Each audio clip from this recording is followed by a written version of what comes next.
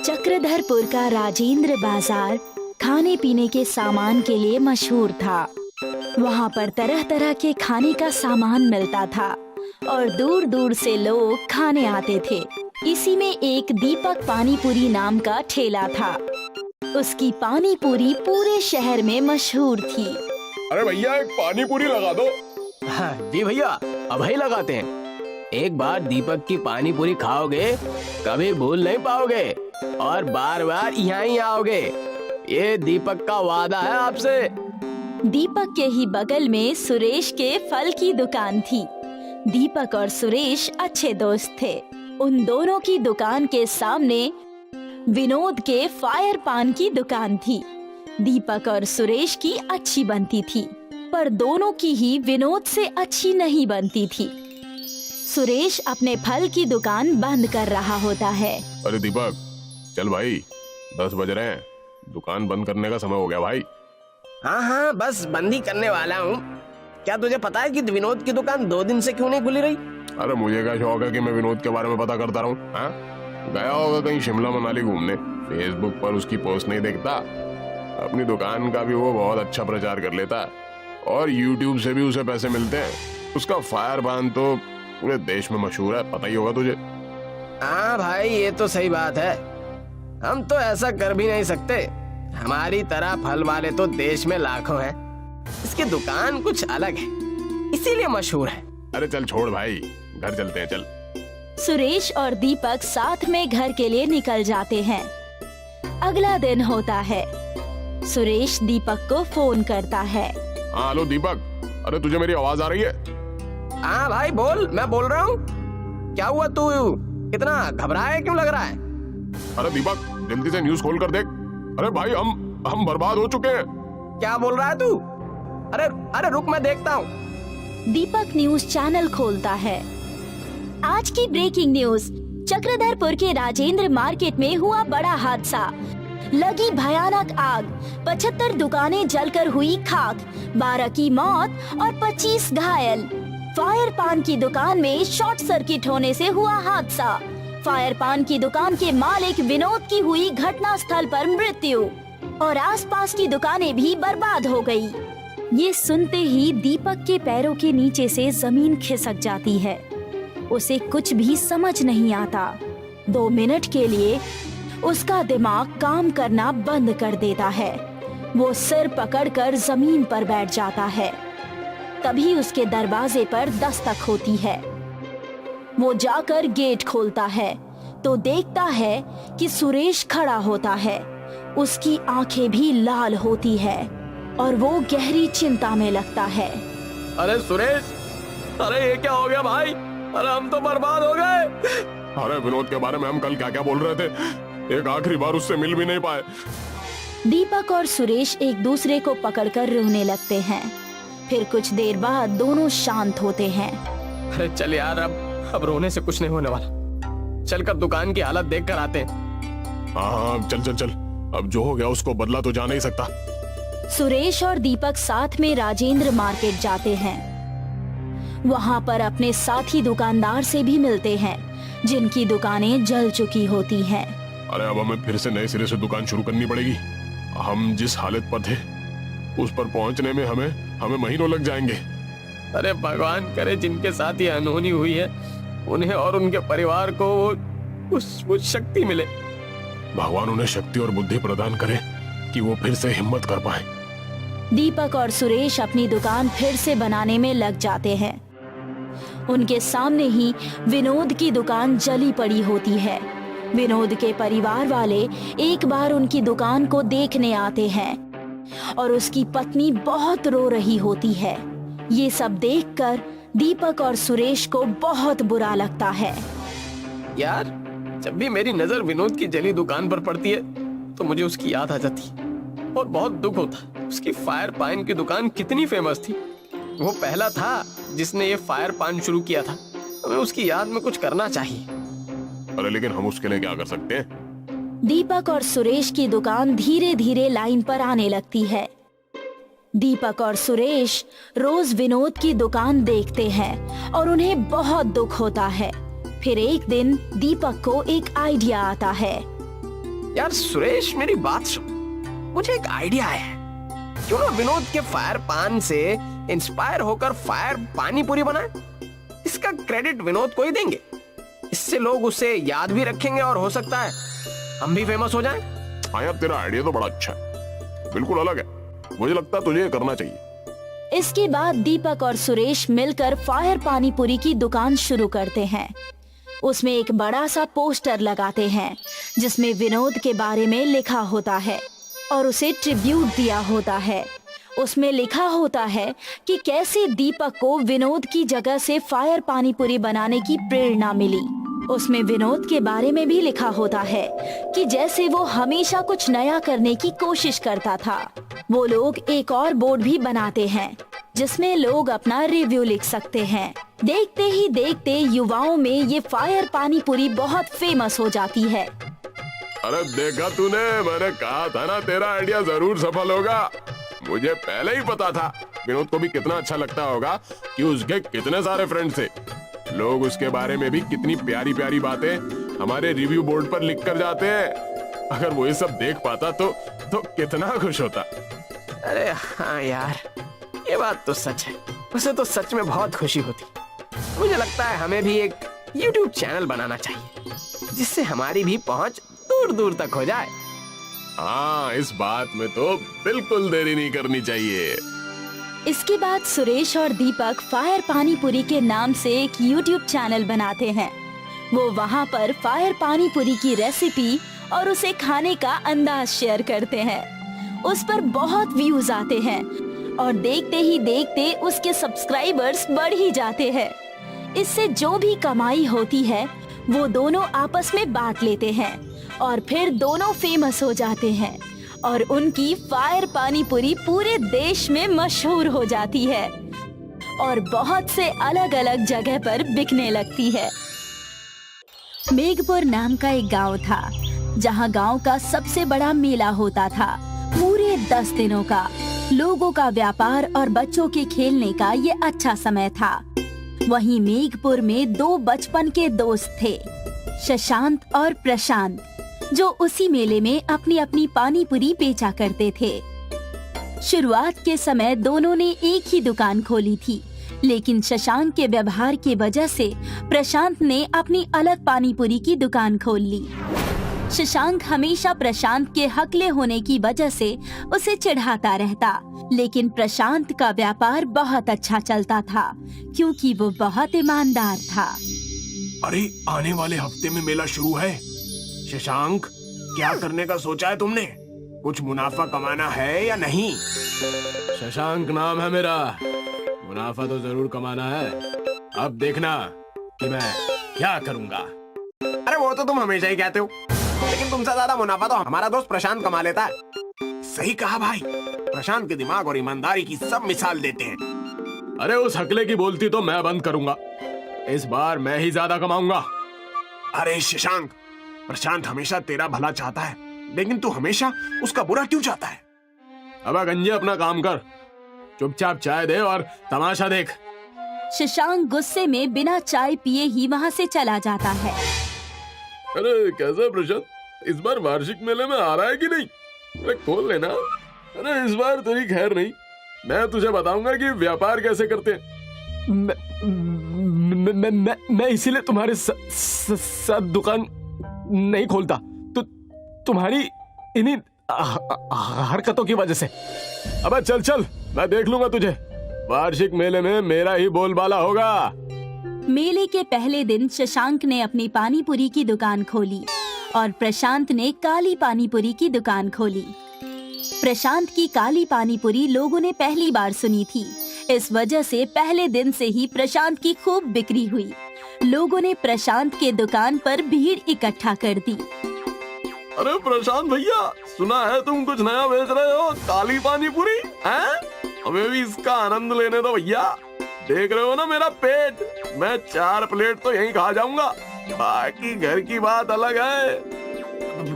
बस अभी लो, ये लो। मैं अभी बना देता हूँ। बस मैं अच्छे सामान का उपयोग करता हूँ, इसलिए मेरी काली पानी पूरी अच्छी बिकती है। शशांक प्रशांत की दुकान देखकर जलन के मारे अपनी दुकान पहले दिन ही बंद करके वहाँ से चला जाता है। अरे लगता है मुझे भी काली पानी पूरी का व्यापार करना होगा, इससे ही मुझे फायदा होगा। क्या हो गया बेटा, अकेले क्या फुसफुसा रहे हो, क्या बात हो गई? शशांक अपनी माँ से सारी बात बताता है। अगर ऐसी बात है तो तुम कल से काली पानी पूरी बेचो और ईमानदार होकर बेचो, दूसरों के व्यापार पर ध्यान मत दो, तुम्हारा व्यापार भी अच्छा होगा। अगले दिन मेले में शशांक प्रशांत के दुकान के ठीक सामने अपनी काली पानी पूरी की दुकान खोल देता है, लेकिन प्रशांत के ईमानदार और सीधे होने की वजह से गांव वाले और मेले में आए हुए सारे लोग उसी के यहाँ काली पानी पूरी खाने के लिए आया करते थे। और शशांक ये सब देखकर मायूस खड़ा था। तब उसके दुकान पर एक औरत आई। अरे भाई, मुझे 10 प्लेट काली पानी पूरी पार्सल कर दो, घर वालों के लिए लेकर जाना है। और ये लो 2000 रुपए का नोट, जल्दी करो। उस औरत और पैसों को देखकर शशांक के मन में लालच आ जाता है और उसकी आंखें चमक उठती है। अरे बस अभी लीजिए, मैं तब तक आपका पार्सल तैयार कर रहा हूँ, आप बस बैठ जाइए। हाँ हाँ जल्दी करो, मुझे घर भी जाना है। शशांक उसे पानी पूरी पार्सल करके दे देता है। अरे मेरे पास छुट्टे नहीं है, आप एक काम कीजिए, मेला खत्म हो जाए तो मेरे पास आइए, मैं आपको तब पैसे दे दूंगा। ठीक है, लेकिन दे जरूर देना। चलो अच्छा है, कम से कम शशांक की दुकान में ग्राहक आना तो शुरू हुए। फिर भी प्रशांत के दुकान पर बहुत भीड़ होती है। शशांक इस बात से चिढ़न के मारे प्रशांत की पानी पूरी में मिलावट करने का फैसला कर लेता है। प्रशांत के पानी पूरी में शशांक चूहे मारने वाली दवा मिलाने की सोचता है। अरे बस ये प्रशांत का बच्चा अपनी दुकान छोड़कर कहीं जाए, मैं इसे सबक सिखाऊंगा, मजा आएगा। मेरे पैसे तो दे दो, तुमने छुट्टे करवाए या नहीं? कौन से पैसे? मैं नहीं जानता कि तुम कौन हो। अरे मैं आज सुबह ही तुम्हारे दुकान से पानी पूरी लेकर गई थी ना, और तुम्हें 2000 का नोट दिया था। मैं फिर भी नहीं जानता, तुम जाओ और मेरा समय बर्बाद ना करो, जाओ। शशांक की नजर प्रशांत के दुकान पर पड़ती है। वो अपनी दुकान खुली रखकर कहीं जा रहा होता है। भाई साहब, मेरी दुकान का ध्यान रखिएगा, मैं वॉशरूम होकर आता हूँ। जी प्रशांत भाई, कोई दिक्कत नहीं है, मैं देख लूंगा, आप फ्रेश होकर आइए, बिल्कुल बिंदास जाइए। प्रशांत के दुकान से जाते ही शशांक मौका देखकर प्रशांत के दुकान की पानी पूरी में चूहे मारने वाली दवा मिला रहा होता है कि तभी खिलौने दुकान वाला उसे टोक देता है। अरे किस तरह भाग गए, रुक जाओ, प्रशांत भाई जी दुकान पर नहीं है, थोड़ी देर बाद आना। ओ खिलौने वाले, अपना काम कर, वरना तेरे बच्चों का खेलना मुश्किल हो जाएगा। शशांक ने प्रशांत के दुकान की पानी पूरी में चूहे मारने वाली दवा मिला दी और वहाँ से चला गया। खिलौने बेचने वाला दुकानदार दूर से ही ये सब कुछ देख रहा था, लेकिन अपनी ग्राहकी होने की वजह से वो ज्यादा ध्यान नहीं दे सका। थोड़ी देर बाद ही प्रशांत के दुकान पर एक आदमी अपने बच्चे के साथ आता है। मुझे भी पानी पूरी खाना है। अभी लीजिए। जैसे ही उस बच्चे ने प्रशांत का पानी पूरी खाया, वो बच्चा थोड़ी देर में चक्कर खाकर गिर गया। समय रहते ही प्रशांत सब कुछ छोड़कर उस बच्चे को हॉस्पिटल लेकर चला गया और उसकी जान बचा ली। लेकिन पूरे गांव में ये हल्ला हो गया कि प्रशांत की पानी पूरी खाकर एक बच्चा हॉस्पिटल चला गया। इसीलिए गांव वालों ने प्रशांत की पानी पूरी न खाने का फैसला किया। जल्दी समय पर आकर आपने इनकी जान बचा ली, अब मजा आएगा।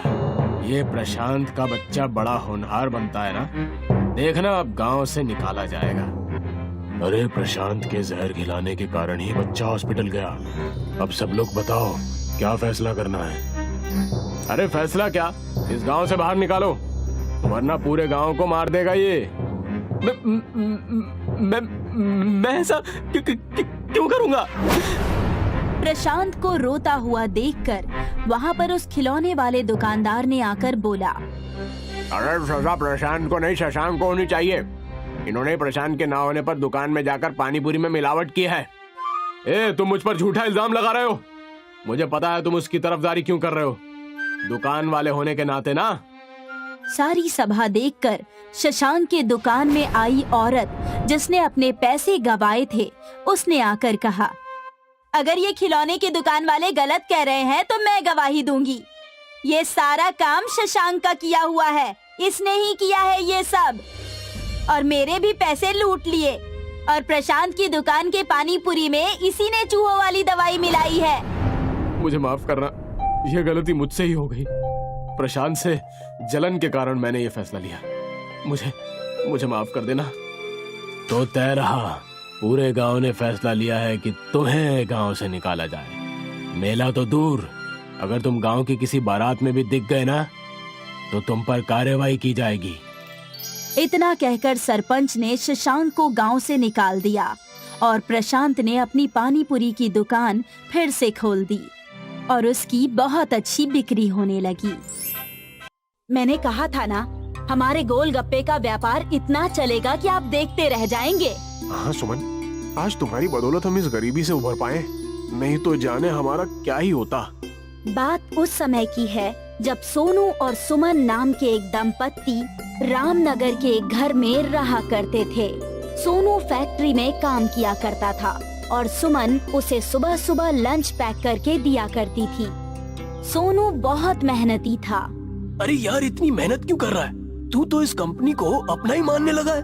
भाभी ने इतना अच्छा खाना बनाकर रखा है और तू है कि उसे रखे हुए है। जल्दी से लंच खोल, मुझे भूख लगी है। जल्दी बता क्या लेकर आया है आज? अबे मुझसे ज्यादा जल्दी तो तुझे लगी रहती है खाना खाने की। अभी तो लंच हुआ है, रुक तो जा। अरे भाई, लंच करना है तो जल्दी से कर ले और मेरे लिए जल्दी से टिफिन खोल दे। मुझे तो भाभी के हाथ का ही खाना खाना है। अरे अच्छा बाबा, अभी देता हूँ, रुक तो जा, हाथ मुंह तो धोआऊं। सोनू और आकाश हाथ मुंह धोकर खाना खाना शुरू कर देते हैं और आपस में मिल बांटकर खाना खाते हैं। उसके बाद दोनों काम पर लग जाते हैं। शाम को जब छुट्टी होती है तो आकाश सोनू से कहता है, अरे यार सोनू, आज का दिन कैसा रहा तेरा? अबे कुछ नहीं यार, हमेशा की तरह, कुछ खास थोड़ी ना था। अरे खास तो तुझे अब मैं बताता हूँ। क्या बात है, तू इतना परेशान सा क्यों लग रहा? अरे यार, जब लंच टाइम के बाद मैं बॉस के केबिन की तरफ गया तो मैंने सुना कि... अबे क्या सुन लिया तूने? जरूर बॉस कुछ बुराई कर रहा होगा तेरी, इसलिए परेशान हो रहा है तू। अरे वो सब तो चलता रहता है, पर मैंने बॉस को कहते हुए सुना था कि कंपनी घाटे में जा रही है, इसलिए जितने भी फैक्ट्री में वर्कर्स हैं उन सबको निकाल देंगे और ये सिलसिला कल से ही शुरू हो जाएगा। अबे क्या बात कर रहा है? अरे ऐसा हुआ तो हम सब कहाँ जाएंगे? ऐसा नहीं हो सकता यार, हमारी रोजी रोटी तो इसी फैक्ट्री से चलती है। इसके अलावा हमें कोई काम भी नहीं आता। जब से काम करना सीखा है तो इसी फैक्ट्री में काम किया है। हाँ यार, यही चिंता तो मुझे खाई जा रही है। अब करें तो क्या करें? आकाश और सोनू इसी चिंता में जा रहे थे। सोनू ने आकाश को अपने घर पर थोड़ी देर रुकने के लिए कहा। तभी वहाँ पर आकाश की बीवी पूजा भी आ गई। अरे पूजा, तुम यहाँ क्या कर रही हो? तुम आ सकते हो क्या? मैं नहीं आ सकती। सुमन भाभी ने बुलाया था, कह रही थी गोलगप्पे बना रही हूँ, खाने आ जाना। अच्छा हुआ कि तुम भी आ गए। अभी तुम दोनों के लिए भी गोलगप्पे लेकर आते हैं। पूजा और सुमन आकाश और सोनू के लिए गोलगप्पे लेकर आती हैं। सुमन बहुत ही लाजवाब गोलगप्पे बनाती थी। उसके गोलगप्पे आकाश और सोनू दोनों को बहुत पसंद थे। सोनू तो अक्सर उससे गोलगप्पे बनवाता ही रहता था।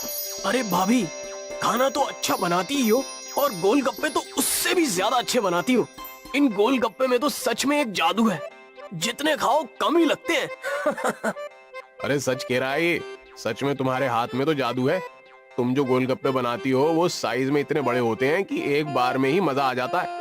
तुम्हारे हाथ के गोलगप्पे खाकर तो हम अपनी सारी परेशानियां भूल जाते हैं। परेशानी? कैसी परेशानी? कौन सी परेशानियों की बात कर रहे हो तुम? सब ठीक तो है ना? अरे सोनू, क्यों भाभी को परेशान कर रहा है? चुप हो जा यार। नहीं, मैं भी जानती हूँ कि आप दोनों को क्या परेशानी है। आज आप दोनों वैसे भी चुप चुप लग रहे हैं। जब से फैक्ट्री से आए हैं, आकाश और सोनू ना चाहकर भी अपनी अपनी बीवियों को परेशानी बताने के लिए मजबूर हो जाते हैं और वो अपनी बीवियों को सारी बात बता देते हैं, जिसकी वजह से दोनों की बीवियां भी परेशान हो जाती है। फिर कुछ दिन बाद सच में वो फैक्ट्री बंद हो जाती है। अब हम क्या करेंगे? आपका तो काम भी छूट गया, धीरे धीरे राशन भी खत्म हो रहा है। हाँ, मैं काम की तलाश तो कर रहा हूँ, पर क्या करूँ, कोई काम ही नहीं मिल रहा। अगर कोई काम नहीं मिला तो घर कैसे चलेगा? सुमन, बहुत भूख लगी है, कुछ खाने को हो तो दे दो। कुछ भी नहीं है खाने को, बस 4 गोलगप्पे रखे हैं और थोड़ा सा पानी रखा है। चलो तो उन्हीं को ले आओ, 2 तुम खा लेना, 2 मैं खा लूंगा। अब कल की कल सोचेंगे। सोनू और सुमन दोनों बैठकर गोलगप्पे खाते हैं और कल के बारे में सोच रहे होते हैं। तभी सुमन खड़ी हो जाती है। क्या हुआ? तुम गोलगप्पे खाते खाते खड़ी क्यों हो गई? अगर आपको सही लगे तो मेरे मन में एक विचार आया है। कैसा विचार? आप लोगों को ऐसा लगता है ना कि मैं गोलगप्पे अच्छे बनाती हूँ, तो क्यों ना मैं गोलगप्पे बनाकर बाजार में बेचना शुरू कर दूं? वैसे विचार तो तेरा बहुत अच्छा है। गोलगप्पे तो ऐसे ही हैं कि हर कोई खाना पसंद करता है, पर उसके लिए पैसे कहाँ से आएंगे? आप फिक्र क्यों करते हो? आपने जो मेरे कानों की बालियां बनवाई थी, वो किस दिन काम आएंगी? नहीं नहीं, तुम्हारे गहने मैं नहीं बेच सकता। गहने बुरे वक्त में ही काम आते हैं। जब खाने के लिए खाना नहीं बचा है तो इन बालियों का मैं क्या करूंगी? सुमन और सोनू बालियां बेचकर गोलगप्पे बनाने का सामान ले आते हैं और सुमन अपने हाथों से ये गोलगप्पे बनाकर तैयार करती है। सोनू और सुमन उन गोलगप्पों को बाजार में बेचने के लिए चल पड़ते हैं। गोलगप्पे गोलगप्पे गोलगप्पे, तीखे मीठे गोलगप्पे, गोलगप्पे गोलगप्पे, तीखे मीठे गोलगप्पे, एक बार खाओगे बार बार आओगे, एक बार खाओगे बार बार आओगे, गोलगप्पे खाओ गोलगप्पे। बाजार में गोलगप्पे वालों की भीड़ होने की वजह से कोई भी उनके पास गोलगप्पे खाने नहीं आता, जिसकी वजह से 3 दिन तक उनके गोलगप्पे नहीं बिकते। अरे यहाँ बाजार में हर तीसरी दुकान गोलगप्पे की है, हमारे गोलगप्पे तो बिक ही नहीं रहे। अगर इसी तरह से चलता रहा तो ये व्यापार भी मानो हाथ से चला जाएगा। मैंने इतने प्यार से गोलगप्पे बनाए और कोई खाने ही नहीं आ रहा है। ये तो बहुत गलत हो रहा है। अब हमारे घर का खर्चा कैसे चलेगा? सोनू और सुमन वहीं पर उदास होकर बैठ जाते हैं। तभी उनकी नजर दुकान के बाहर एक बोर्ड पर पड़ती है। सुनिए जी, देखिए इस बोर्ड पर क्या लिखा हुआ है? क्या लिखा है? दुकानदार की स्कीम लिखी हुई है। अगर हम भी अपने गोलगप्पे की दुकान पर स्कीम चालू करें तो हो सकता है कि हमारे गोलगप्पे भी बिकने शुरू हो जाए। जब तक ग्राहकों को हमारे गोलगप्पे का स्वाद ही नहीं पता चलेगा, तब तक ग्राहक कैसे बनेंगे? मैं कुछ समझा नहीं। सुमन सोनू को सारी बात बताती है और सोनू कहीं से थोड़ा सा सामान और लाकर सुमन को देता है। सुमन एक गोलगप्पे को बाहुबली गोलगप्पे का आकार देती है। अरे ये तो तुमने सच में एक बाहुबली गोलगप्पा बना दिया। अब तो हर कोई इस गोलगप्पे को खाने की लालसा में हमारे पास जरूर आएगा। इस बाहुबली गोलगप्पे के साथ मैंने एक शर्त भी रखी है कि जो इस बाहुबली गोलगप्पे को खाएगा उसको 100 रुपए इनाम दिया जाएगा। सोनू जोर जोर से अपनी इस स्कीम को बाजार में सब लोगों को सुनाता है, जिसकी वजह से उसके बाहुबली गोलगप्पे को देखने के लिए भीड़ इकट्ठा हो जाती है। हाँ भैया, तो सुनो, जो इस बाहुबली गोलगप्पे को खाएगा उसको 100 रुपए इनाम दिया जाएगा। इस प्रतियोगिता में जो जो भाग लेना चाहता है वो इस तरफ आ जाए। ये बाहुबली गोलगप्पा जो खाएगा वो बाहुबली कहलाएगा। हाँ। सोनू के इस तरह से कहने पर भीड़ लग जाती है और 2 प्रतियोगी आपस में गोलगप्पा खाने की होड़ लगाते हैं, पर वो हार जाते हैं। उनकी देखा देखी उस बाहुबली गोलगप्पे को खाने के लिए और लोगों की भीड़ लग जाती है। अरे भैया, तुम्हारे यहाँ के गोलगप्पे बहुत ही स्वादिष्ट हैं। हालांकि हम ये प्रतियोगिता में जीता नहीं, पर फिर भी बहुत मजा आया बाहुबली गोलगप्पा खाने में। अरे यार, सच में ये सिंपल से गोलगप्पे खा खा के हम तो बोर हो गए थे। अब ये बाहुबली गोलगप्पा बाजार में आया है इसको तो देखते ही मुंह में पानी आ रहा है। अरे भाई खाकर देखो, बाजार में सबसे अच्छा गोलगप्पा यही है। एक बार खाओगे तो दोबारा जरूर आओगे। क्या कह रहे भैया, सच में अच्छा है क्या ये बाहुबली गोलगप्पा? अरे अगर मेरी बात पर विश्वास नहीं हो रहा तो खाकर देखो, जीत गए तो 100 रुपए भी पाओगे। सभी भीड़ में बाहुबली गोलगप्पे के बारे में बात करते हैं और बाजार के सभी ग्राहक सुमन की दुकान पर गोलगप्पे खाने के लिए आ जाते हैं। उनकी दुकान अब बाहुबली गोलगप्पे के नाम से प्रसिद्ध होने लगी थी। उसी बाजार में एक नत्थू पहलवान नाम का आदमी रहता था, जो सभी के गोलगप्पे फ्री में खा जाता था। वो सुमन की दुकान पे भी गोलगप्पे खाने आ जाता है। अरे ओ, नई दुकान खुली है, चल जल्दी से 5 प्लेट गोलगप्पे बना दे। गोलगप्पे तो मैं बना दूंगा, पर हमारे यहाँ का बाहुबली गोलगप्पा खाकर बताइए। अगर आप ये गोलगप्पा खा लिए तो हम आपको साल भर फ्री गोलगप्पे खिलाएंगे। अरे बस इतनी सी बात है। ला एक काम कर, इस शर्त में एक चीज और जोड़ ले। एक नहीं, मैं 5 बाहुबली गोलगप्पे खाकर दिखाऊंगा, 5। अगर आप ये गोलगप्पा नहीं खा पाए तो आपको फ्री में खाने की आदत तो छोड़नी पड़ेगी। ठीक है, हमें मंजूर है।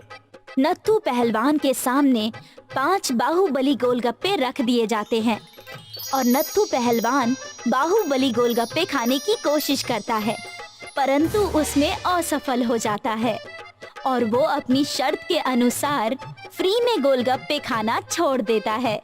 सभी सोनू को बहुत बहुत धन्यवाद देते हैं और उसके प्रयास को सराहते हैं।